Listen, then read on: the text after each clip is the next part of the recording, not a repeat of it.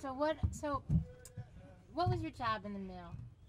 I worked in the shipping department, out on the trucks, ship cloth, handle cotton, waste, stuff like that. I didn't drive. I worked on the truck.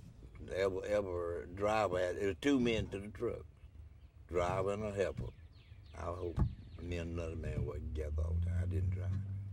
Now you worked in the yard, right? In the yard, yeah. We'd go to the other mills too, all the other 2 mills, Castrop, haul beans out of the mill, take them to number 2, take some to number 3, all like that. And then we'd go to number 3, we'd haul cloth or cotton from there to the kind of cotton they run. They run different cotton they did. And we had some cotton over at number 3. We had to go up and haul it down to number 1, what we run, and put it in the mill. Now, how many people could you tell me, stop for a sec. You tell me, how many people, I'll tell you when. Oh. Okay. All right. Takes me a second when I want him to get a second. Okay. Yeah, could you say, in my family, these are all the folks that worked in the mill. Yeah, all my family.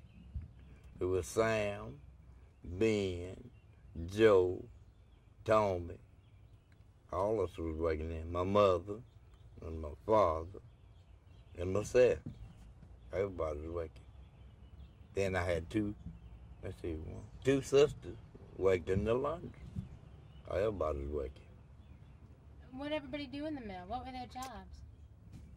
On the outside, I had 2 brothers working at the machine shop. They clean up and all like that stuff, And then I worked on the trucks.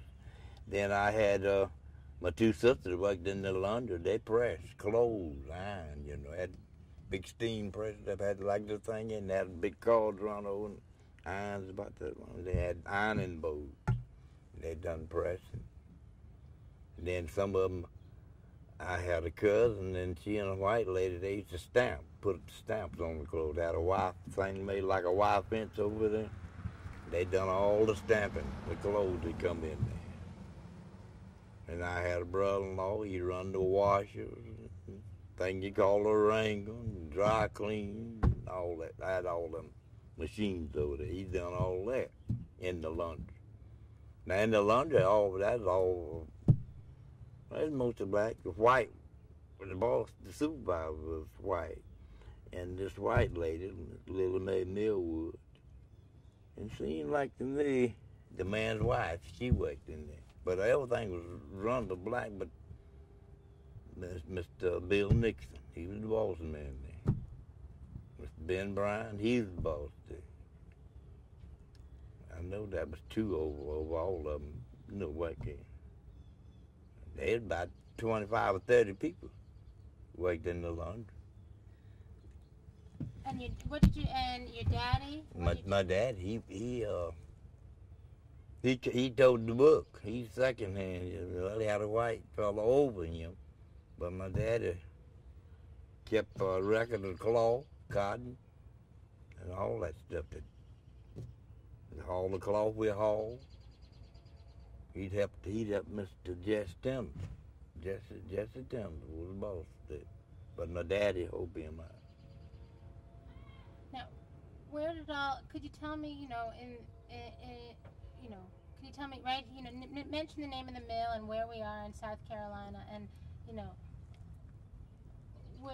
tell me a little bit about, the mill here and where people lived who worked for the mill. Oh, I told you where I lived. Where you lived? Yeah. Where the white people lived? No, the white people stayed up on the top in the village, mill village like. But I stayed down on the river. I told you the river run about from here, that house. But we all the colors stayed down there. We had some now watch, they call that River Street. Up on then you go out there and cross the range. It's another 2 more sets of houses, 2 rows of color. Black was up there, and they call that 5-0 line. And then you run in together. Now, the mill company furnished houses for the white people and the black? Yeah, white people and the black. Could you say that? Could you say, white families? Yeah. So could you just explain that to me? Because we don't know about that. Why? See, the white and the black, they didn't stay in the same Not in the same building. They do now. Right now they do. But back then. Back then, they had houses for the color, a village for the color, and a village for the white. That's where it was. Up at number 3, number 1, and number 2. But the white, they wasn't far away from here. Some of them that house down there, but it's in different villages, up on. Now, and so the company took the rent out of the house, Yeah, they check your rent out at the office every week. Man, if a man had a car, he had to pay rent for a car shed. You get a car shed for 25 cents. Quarter for the shed, 75 cents for, I believe 75 cents, for a house. 75 cents maybe, and there was $1 and a quarter, I believe, for the 6-room houses. There's more rooms, they charge a little bit more. And everybody in your family worked in the mill? Yes, ma'am. And all your light, your power, company check that out. These companies furnished their own power until Duke Power took over. Duke Power took over years after. And they furnished their own power. Had electricians at the shop, go around and keep power going, houses and everything. Had carpenters, go around to the houses, had carpenters keep the fireplace, keep the houses up, kill porches fixed. All 3 mills. They had all that at one time. Now, and how did the town, think about cotton mill workers? What cotton mill workers looked down upon? I know there's that term lint head. Yeah, it wasn't nothing much back in then but the cotton mills through you. There's one right out there, copying mill. I never did work in out there, but that's a pretty large mill. It's gone too. Copying's out of mill. Lots of black people here ain't now. Most all of them dead. How many black people were working in the cotton mill back then, and what did they do? You mean blacks? Yeah. Just outside the work. Clean ditches, work on roads, and some of them cleaned out. The company had wells all over the hill, and they'd clean out, had fellas to clean the wells. They had farms, had people stay in the farmhouses too. Now, but in the mill, the jobs for the in the mill, they didn't have none of that till late. Okay, so I didn't mean that. So tell me, what were all the jobs that the black workers, men and women, did for the mill company? Now, wasn't any women didn't work around, but nothing but just black men, because women couldn't do that work. Some of them was firemen in the ballroom. Some of them were truck drivers. And let me see, some of them, well, they just called outside hand labor, fix roads and throw out ditches and just like that. And then some of them farm. Now that was black too. They'd work at the mill, and time come to farm, they'd knock off and go back to the farm. They had 9 farmhouses. They had a lot of land. Now, the outside workers, the people who worked in the yard, tell me what that job was like. Mean what they done and... Yeah, and how hard it was. Oh, hard? I don't know, man. Some of it so hard. You truck cloth. And some of that cloth, you see these big transport trucks on the highway? Sometimes we'd have 12 and 15 of them to load. They'd be in a line, put them here down in the street. Load 1, load 2, 2 pull out, 2 more back in. We had a great big concrete ramp up there. And they back, and we had we hauled the cloth out there and have it all in a line for every truck. Standard, Miller, Johnson motor line, and like that. You were telling me before about your job. Yeah, when you first came to them, and what year did you first come?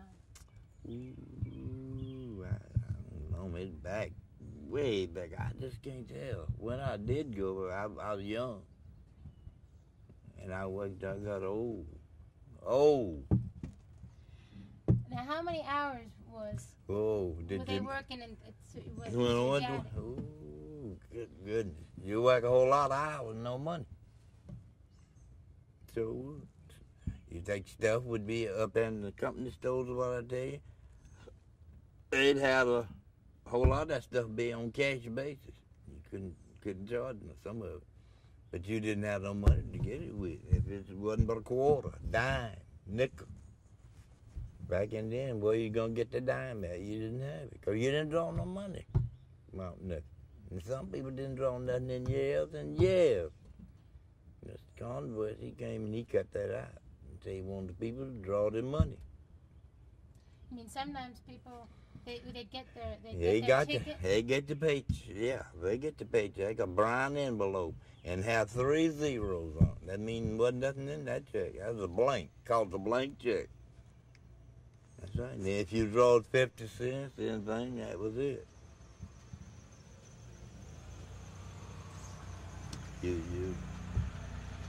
You'd go so long if you didn't keep taking up. They'd let you. If you took up more than what you owed, that just run your debt. That just run your bills further and further in the holes. If you took up on that, if you make 3 or 4 days and take them up, and that just run you in the holes. Just make it.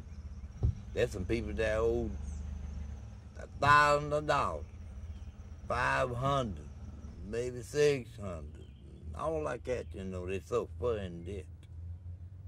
But most of them got out of debt when Mr. Converse come in. He let them pay $2, $1.50, $3, maybe up to $5 like that. But that's the way he did it, and that's all they could get.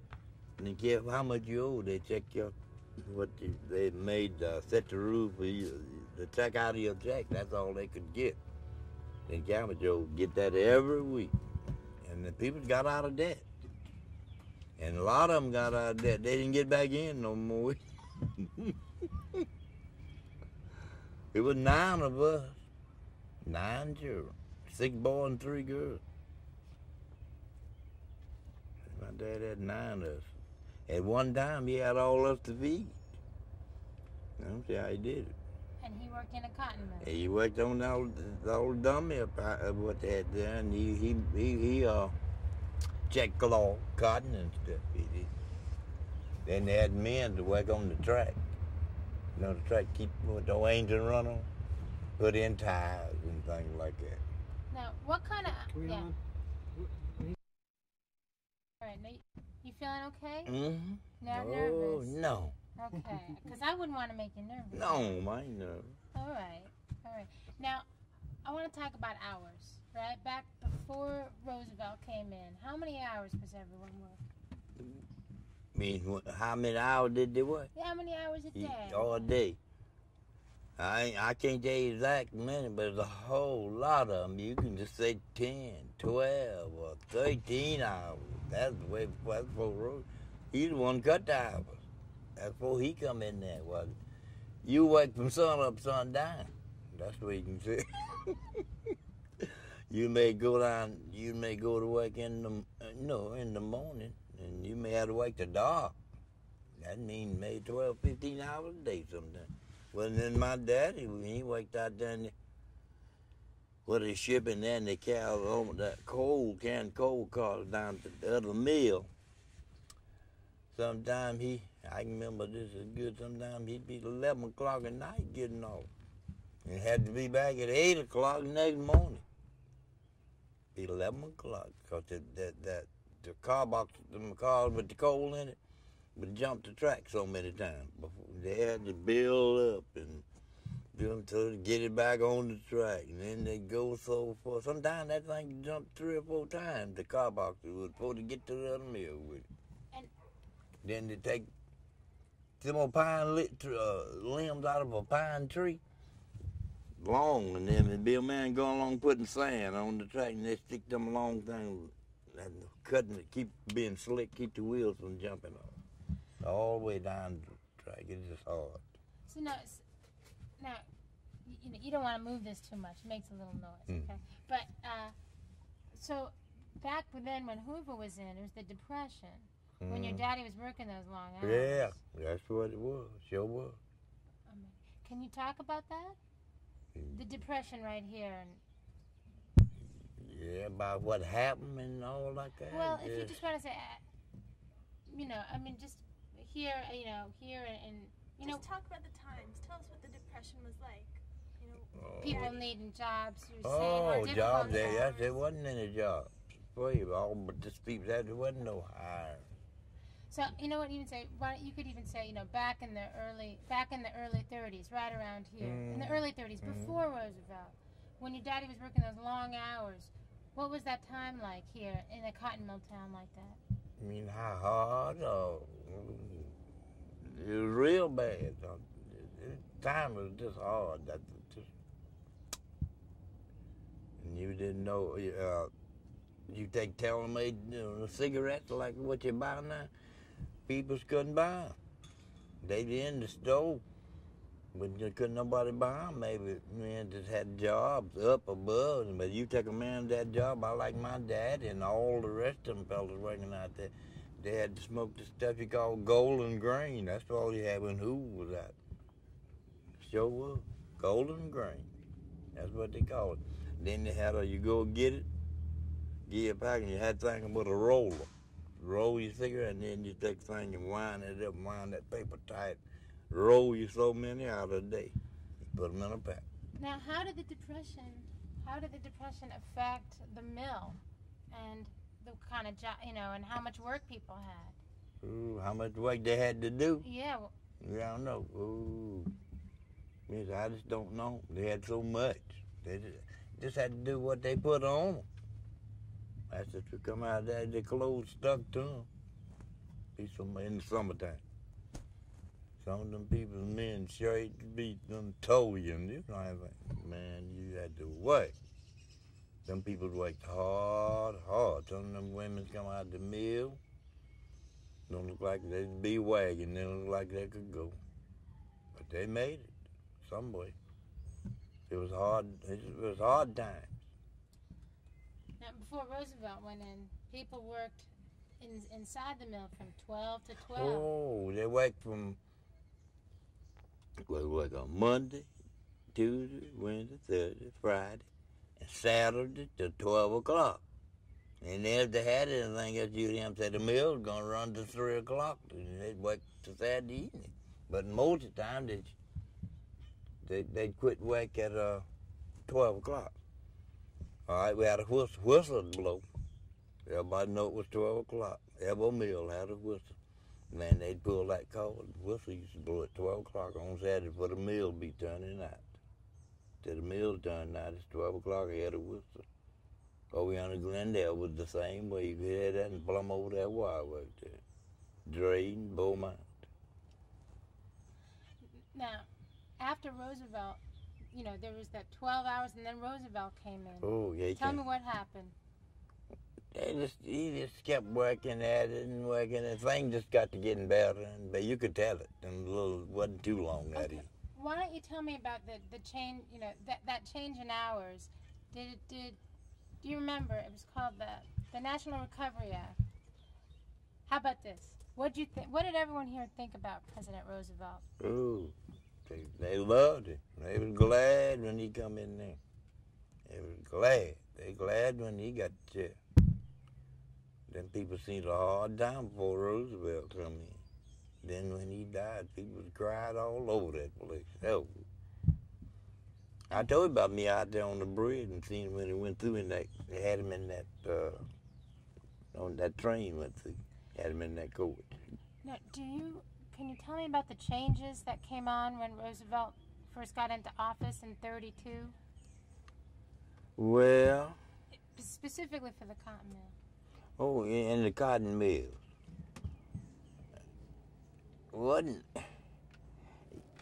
It wasn't no great big, but he just kept working. There's some changes. Well, once in a while you'd hear we made a change here and a change there.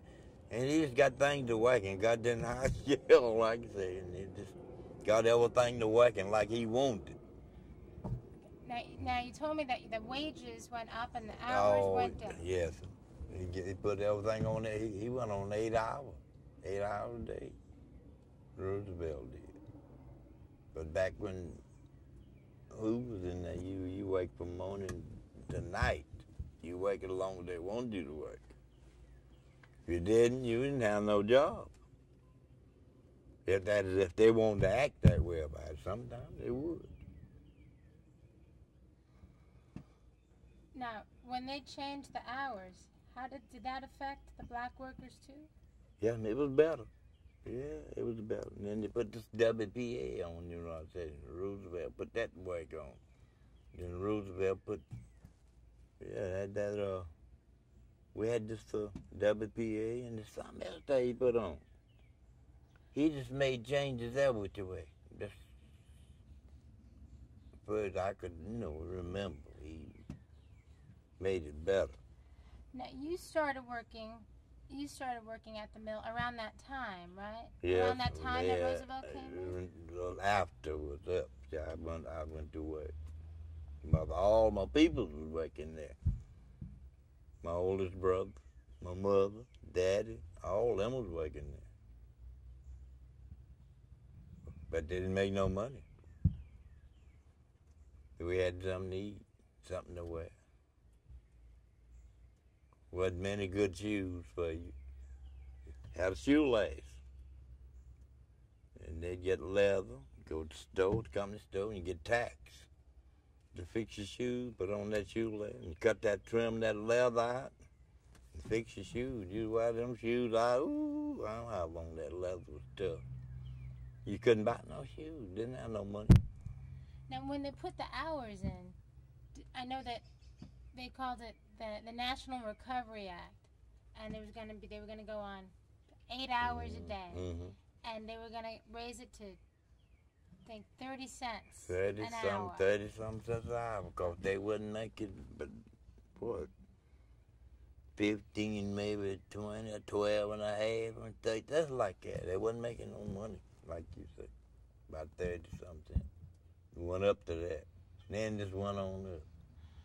So when they made those changes, did they put it when they made those new laws, the National Recovery Act and the Cotton Textile Code came in? They were going to change the way the cotton mill worked. Yeah, they changed all that. Now, how did that affect the people on the outside? Were they included in those changes? Yeah, they got more money, money rate, jobs got better. No, when Roosevelt came in, everything got better. But didn't get no better until he came in. Now, did the mill go along with what Roosevelt said as for both the white workers and the black workers? Did they? I think so. So there wasn't no complaint. What he did, I don't think, what Roosevelt did. Because everybody was liking the way he was doing and what he did when he got the seat, when he got the chair. Now, at that time, he also they made a law, Section 7A. Do you remember that said people had the right to organize unions? That was. Yeah, I remember something about that since you. Yeah, it's a whole lot of stuff they changed, and a whole lot of it a long time before they made a change of it, Now, when did they first bring in the union right here? Back then in 33. Oh, back around the mills? Mm-hmm. It was in the 30s, I imagine, on up maybe, but way on up higher, because I was saying about them other men, Earl Smith and some fellas. Some fellas come around with that, trying to get them to join the union, get up a union. I don't know where the fellas come from. And then some fellas there met with them somewhere. They'd meet, and then they finally got it. Region, got the union to work. But they had to meet with Mr. Converse, He agreed, but I think he did. He had to, though. But everything they do, he would know it. He'd meet with them sometimes, but No. to see what was going on, and then he'd tell them what he's gonna do and what he wasn't gonna do. Let's talk about the first time the union came in. Oh, when it first came in, it was more white then than it was black. And the black, it was a good while for all them went to join. It was more white in it. Most of the white was in it. When the union first started, there wasn't too many blacks. But they went to join it though, after they got it organized. But most of the white workers was inside. Inside the mills, you know, they joined it. And it's a good while before the blacks could join. Or some way then, but they joined it though. They did join. Yes, ma'am. And then they, some of them let it go after years. They didn't seem to think it was doing them no good or something. I don't know. They got into it about it. Now, And they couldn't meet with them, and and a lot of them fell out about that. A lot of them quit. But you couldn't just quit because they wouldn't quit taking their money out. You had to go to the Mr. Converse, he's the president. It's some kind of rules they had made, and you had to see, and he'd get you out of it if you want, because he'd be glad to get you out of it. Because he ever wanted to get out of it, it was better. Better for the company. He'd be glad. He'd get a dozen out if they'd go to him. He'd get you out of it. And then I tell you another thing, they'd come and say, I tell you, I don't know now what they were just trying to help themselves with. They said, I'd quit. I wouldn't be in it. Now Said it ain't no good for you. So the president of the mill would help the black workers get out of the Get union out of when it. they Yes, decided it wasn't- yes, right. You Talk had about that? Say that then? you had to go to him before you could get out of it. If you were once joined, the union gonna keep checking that money out of your check until you went to Mr. They have a meeting and he get you out of it. Now let's go back earlier. Mr. Converse was the president after Mr. Evans, right? After Now, Mr. Mr. Evans. Evans was the president in 1933, Yeah, 34. that's right. Okay. And that's the period of time that we really want to talk about, is the union then. So you were telling me before that there were three mills in this area. 3 mills. Number 3, number 2, number 1. The mills, they were numbered. And the way that they organized this mills, you said that there was a leader from each one of the mills, and then they formed one union, one white union. Yeah, just one union. And then there was all of them in the same union. All of them, they'd meet up at they used to meet over at number 3 out at the hall. And then they had a place over at Sloan's Store going to Glendale. They rented the building from him. They had a man run a big store there. He had several large buildings. They rented that right in front of the store for a long time on the highway there. They'd had a meeting there. now. So and then there was, and what about the black workers? Where did they meet, and how did they communicate with the white locals? They would they had a place that's when I know they'd meet, and the leaders, the 2 or 3 fellas was over. They'd get it from the white, leaders. They'd have a meeting, and they'd tell them what happened and what they did in the meeting and what they're gonna do and all that kind of stuff. Then they'd have a meeting. This black have a meeting to themselves, and them fellas would tell them about what all they said they was gonna do and what would happen. That's just the way it went on. Now, can you tell Judith about, you had told me about the white man would come around and ask the black workers to sign their union cards. Could you tell us about that? Oh, bring the cards around. Union card. Yeah, you have signed it. They come around and want you to sign up for the union. They'd find out you wasn't there. Yeah, they just keep worrying you to death till you get it or not get it. Ask you why you don't want to join it.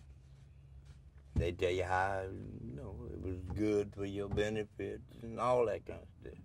They want you to join. Now, back in 1934, okay, do you remember how many the people from, was it all the black workers? Did they join up? The ones right here in your mill? Could you? Most all three mills. They just, went to join. They had black at all three mills. And all of them just joined. They didn't at one time. Just got joined till they got. Not all of them was in at one time.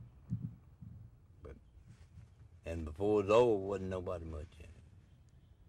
They had that strike. And it went busted. Now, you recall, you were telling me before about that you even remember the black leaders in the local Yeah, union them three men I was telling you, they're old fellas. And there was some more, but I can't think who they was. But I can't think who them was. There's some more up at number 3 mill. So could you describe that for me one more time, if you don't mind? Could you explain to me that there were 3 mills right in this area, and they were all owned by the same person? Owned by the same Clifton Manufacturer. Okay. So if you could tell me, there were 3 mills, and in each mill had a group of, and each mill, had a representative, a black representative and a white representative, who came together to lead the union. Could you describe? Could you actually? I would. Wait. I'm only asking you to because I'm just trying to get this in my head to understand how it worked. Okay. So when they decided to organize the union, they had 3 separate mills. But they all joined the same. All of them joined. They were the same union. All of them was under one union. All 3 mills belonged to the same company, and all of them belonged to the same, just one union, white and black. Wasn't no different in the union. But there wasn't too many of it at the end. Now, where did the black workers have their meeting? I'm trying to think now. What did they have? It seemed like to me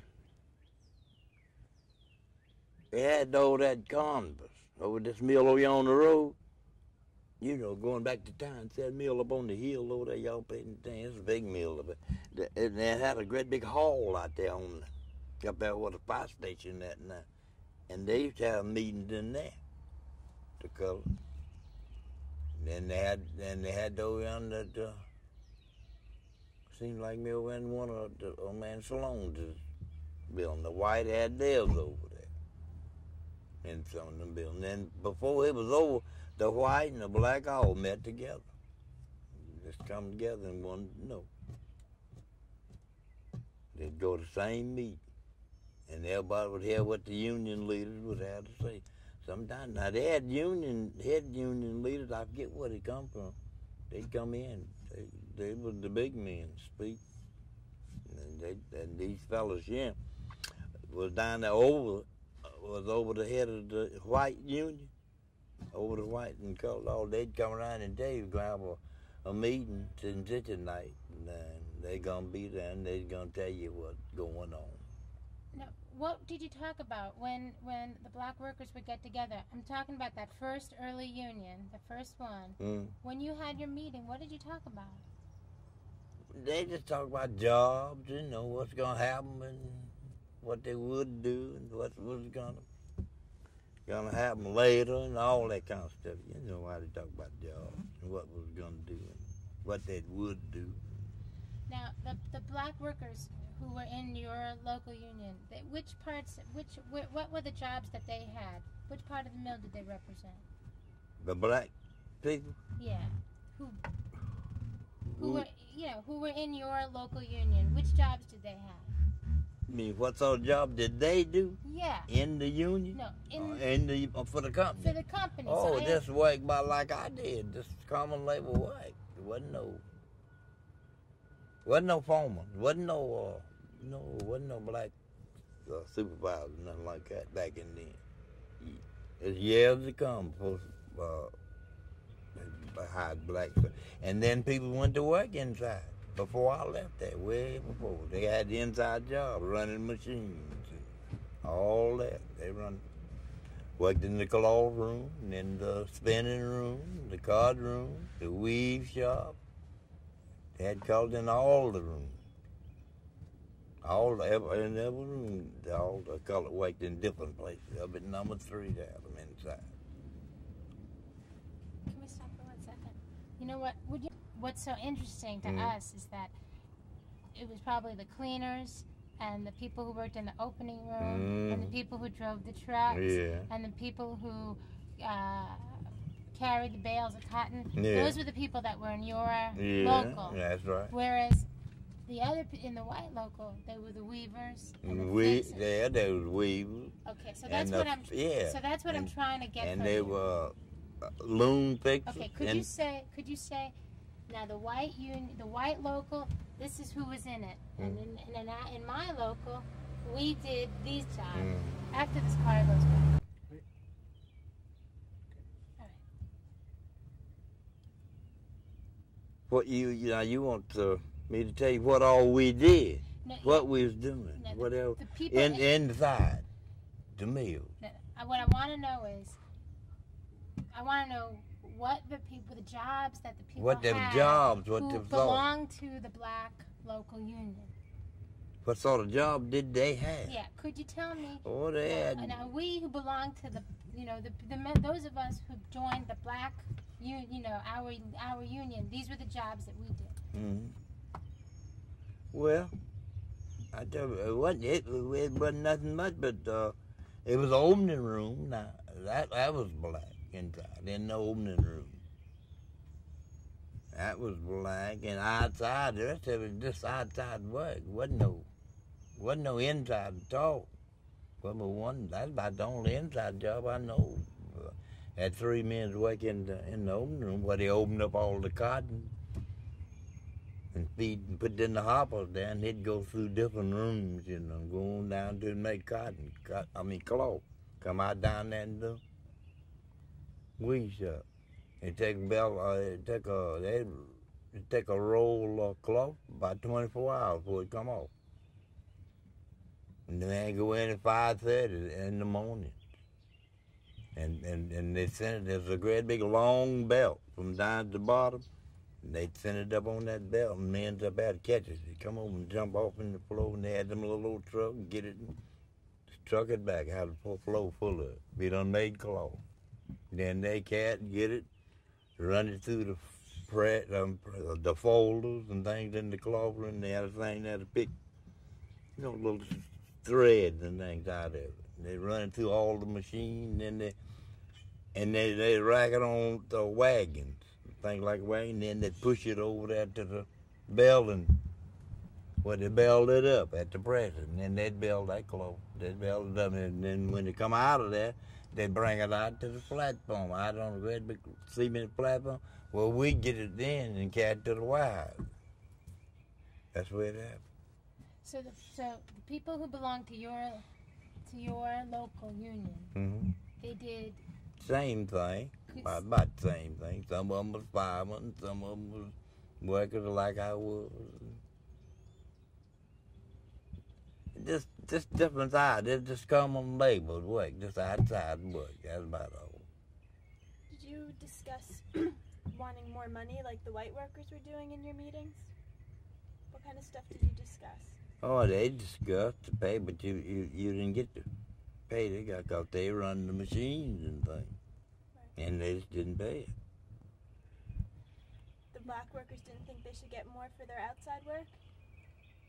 Well, they wanted more, but we couldn't get it. we just had to take what what they had set up. And you couldn't get no more unless sometime it come a little gentle raise. They call it gentle raise. That's everybody would get it. Just a few cents, something like that.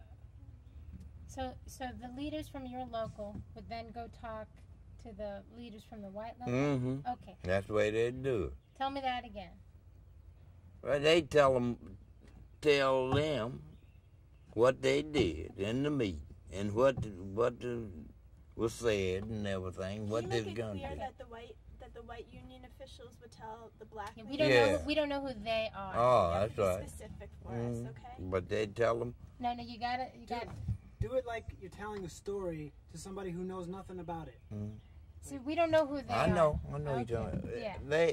They would tell them what went on in the meeting, and they took it that way. See, they just take what they tell them for a long time.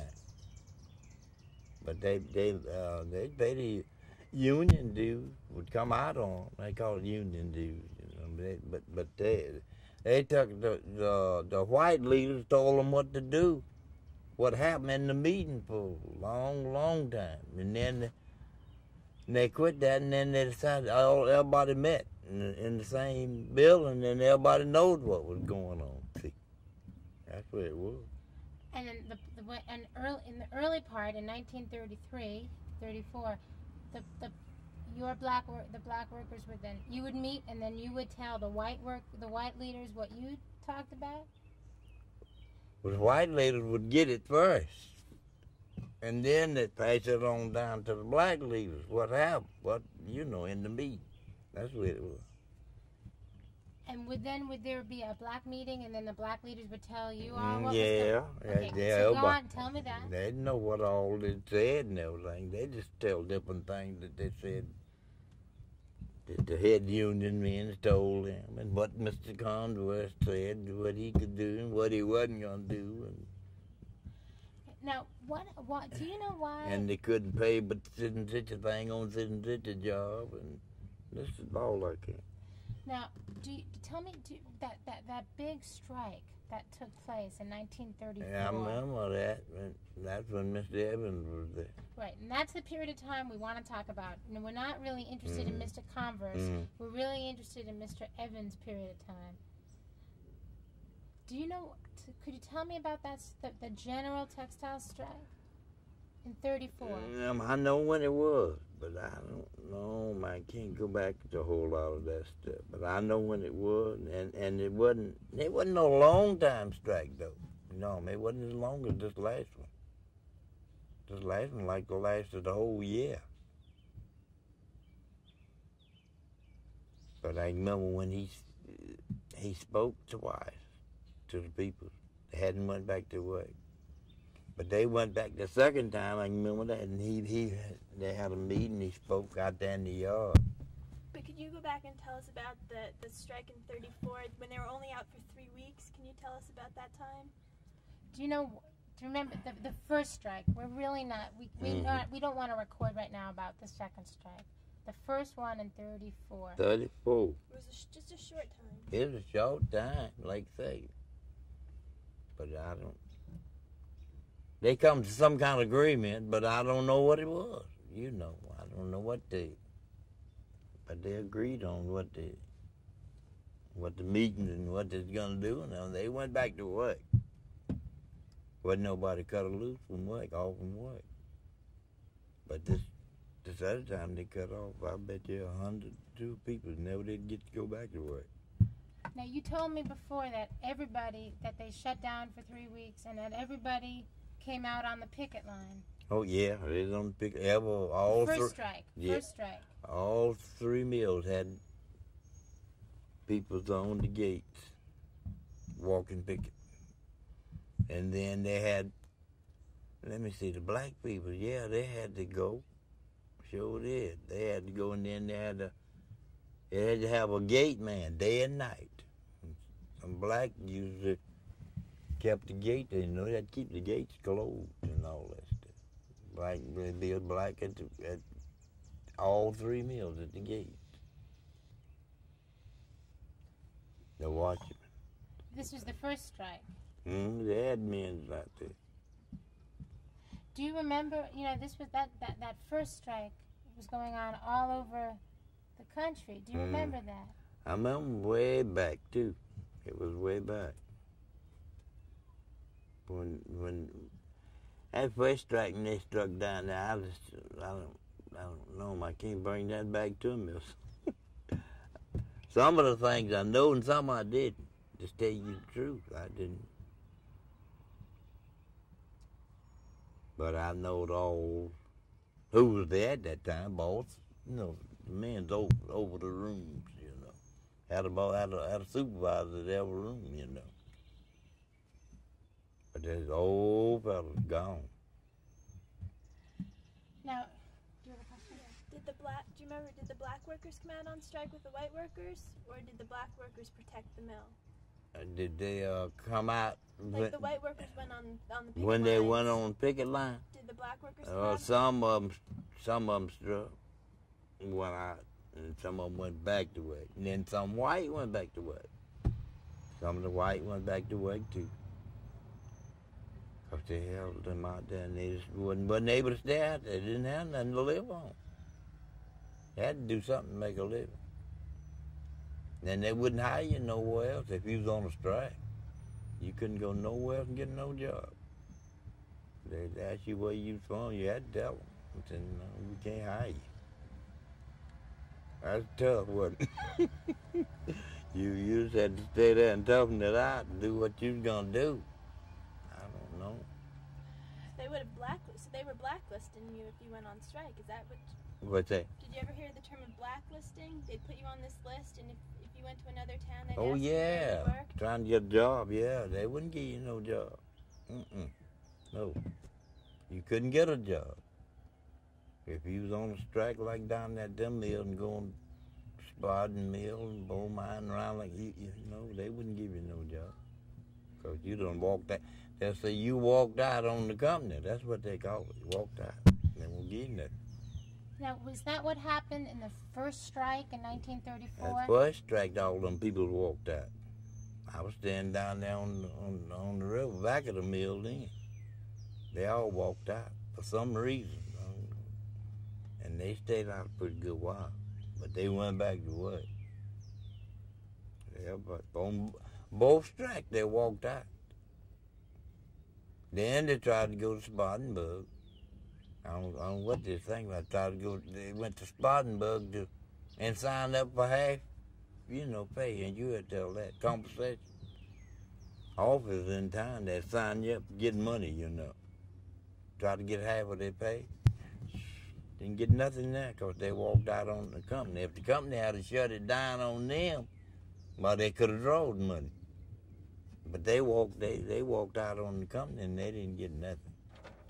Can we stop for a second? Because I want to be inside. We're not used to this weather, It's hot. If it's hot for you, imagine what it is for. Okay. So you were saying that you didn't go to these meetings. You were young. No, I didn't go to the union meeting. But this my brother, older brother, my father, brother-in-law, and things like that. They were older people, And I was young, and they went to all. They'd do all that, going to the meetings. I didn't go to none of them. You were working at the time. I went to work. I was about 15-year-old. But I was a little too young to go to work. I think you had to be about 16 or 17 before they'd work. So what'd you do? The man they hired me, and they just put me in that, put me up, set my age up. If they didn't have the button, they wanted somebody to work, they'd do that. They could do it. So I went to work. There's a whole lot of them was on the age, went to work. But when they left there, they was too old to work. Old people done got old. So the older heads went to these meetings. Your daddy, they went to these meetings. Yeah. And did you remember? Me and my other two brothers, we young. We wouldn't. But it wasn't long before we got up. We went to work. Now, do you remember when was your father in that strike? The first strike? Oh yeah, he's in there. He was there. Yeah, he's working. So he worked there 60-some years, my dad. And my oldest brother, they know it all about it. They worked there. Sam, yeah, he scrubbed in the mill. Had scrubbers, scrubbed spaffaloes, and filled up the water buckets, and for fire, had buckets all down the wall, and had some kind of gauge on there. You go by, you could tell. Look at the gauge, you can tell if the water was low in there. Had a little step ladder built on the wall. You step up in. Now another great big barrel and fill 11 buckets up, and then jump down and keep this going down the line. So when the strike was called, it was in September 34, that first strike. What did the black workers do? When they went back to work? No, when the strike was, that first strike. Oh, what did they do for what? You mean what did they do when they got out of a job? Well, what did they do for the strike? Did they go out on the picket line? Yeah, they'd go out like that. They'd have the gate there, you see. All the people on the picket line was at the gate. Had tents. Had a great big tent. They'd have a gate. That's where all the picket people wouldn't let people go in there going to work. That's what them tents was there for. And did the black union, did the black local, did they support this strike? Did they want to go out on strike? Well, some of them I met, and then some of them didn't, because they wasn't able to quit work. Didn't have no, nothing to go on. Didn't have nothing to go back on. Back in there, when that strike was on, didn't too many people have anything much. Wasn't many cars. You didn't see no cars much. No. I think, let's see, what y'all call Mr. Evans? They had an old Macon Pontiac when he was there. That's way back. It wasn't no cars. You wouldn't see half a dozen cars a day. Now, what did your daddy do back during that strike? Was for 3 weeks. Do you remember, did your daddy participate? Did your brother-in-law, you said your brother-in-law Dick Lang he worked down there. He worked at the laundry. He'd run all them machines and washers and he worked on them when they break down, do all that. And my daddy, he checked told the book, checked the cloth and stuff. And he'd check stuff in, the truck bring in, and I'd check it off and all that stuff. Could you talk about what the black workers who were in the union did for the strike? Before the strike? No. During the strike. Ma'am? What did they do when they went out on strike? When they shut the mill down? When they shut the mill down, what they do? Yeah. Some of them didn't do anything, but just what they could pick up. They'd pick up little jobs, something like that, but they went back to work when things was over. And some of them was on this picket line stuff, And the watchmen, they had to stay in there. They couldn't keep them out because that was insurance. The insurance wouldn't lie. They had to go there every day. It'd be, it's just 3 on each shift at each meal. 3, 6, 9, because there's 3 men. And they had to go to work every day because if they'd have kept them out, there wouldn't been no insurance on none of the buildings. And they'd been dead. The insurance would have went dead. Now, Lonnie, so would you say there were 3 mills in this town, and they all shut down during the strike? All 3 of them mills were shut down. Sure did. All of them were shut down. Said they wouldn't shut one of them now because all of them the same company, all of them the same union, and they all walked out together. That's the way it happened. All of them went out. Now, do you recall hearing your daddy talk about this strike at that time? He talked some about how hard and this and that. You know, way back, I couldn't. Do you think was it safe for black workers to be out on a picket line in front of the mill? Well, I don't know. Back in then, it's pretty tough. Something could have happened. No, it could have. Something could have happened, like you said, but it didn't. Didn't nobody get hurt on that. That was a quieter strike than the last one. Yeah, that was a quiet one. Didn't nobody burn up nothing. No houses. Throw rocks in the houses. Didn't nobody do that. Shot fires and things. Burn up people's cars, catch your car in spotting bugs. Why, they cut your car all to pieces. Knife or anything. Them people's out on the strike. No, let me show you a piece of paper, and maybe you could tell me. You could cut it.